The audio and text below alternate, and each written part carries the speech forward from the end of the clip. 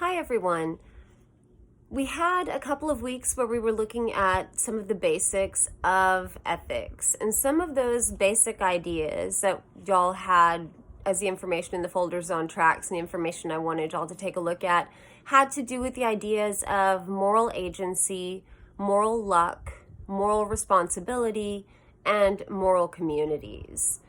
So with these different basic ideas, these are some of the different building blocks that help us to move on to the next steps of analysis whenever we're making decisions within this topic of moral reasoning. So, what are moral agents? Well, according to the fundamentals of ethics, animals are not moral agents. So animals cannot control their behavior through moral reasoning. That explains why they have no moral duties and why they're immune from moral criticism. But we humans, we are obviously moral agents. We can control ourselves. We can make decisions based on something other than instinct. And so this is one of those ways that we really separate human animals from non-human animals. And this is one of the things that Socrates was referring to whenever he was talking about humans, and other philosophers are referring to. And they're talking about humans as being the rational creature. That rationality comes from this idea that we can control ourselves. We can control our impulses. We can make decisions based on morality rather than basing it just on instinct.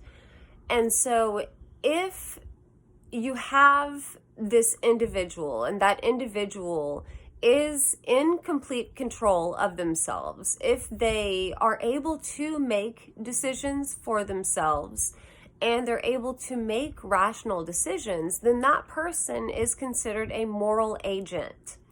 Why does that matter? Why does it matter if someone is a moral agent?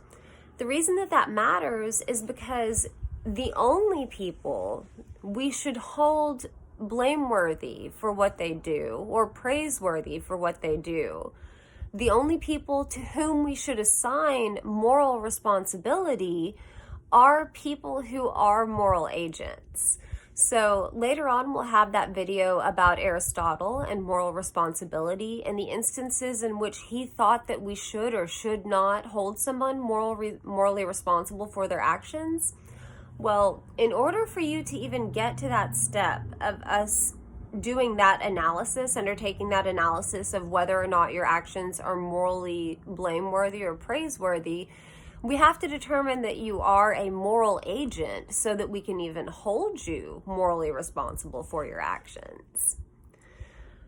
Another thing that's really important to these different ethical systems we talk about, especially to normative ethics systems, is who or what is included in the moral community. So when we talk about a moral community, we're not talking about a community of people who share the same morals. We're talking about who all and what all we are including whenever we make decisions that will affect others. So before I take this action of throwing my trash out of the window of my car, do I think, but wait, what about the other people who might be affected by this trash? If so, then those other people are part of my moral community. If I think, well, wait, what if this trash ends up in the river and it harms the environment? In that case, I would include the environment as part of my moral community. So to be a member of the moral community means that you are important because you exist. You're intrinsically valuable. You're important just for the sake of you, not because you can be used by someone or something. It doesn't matter if someone else finds you valuable or if they care about you or if they even know about you at all. So when we ask these questions about moral communities, usually what we're asking is, to what extent are we willing to extend our thoughts about the way that we should act and the way that we should live our lives to other people, to other entities?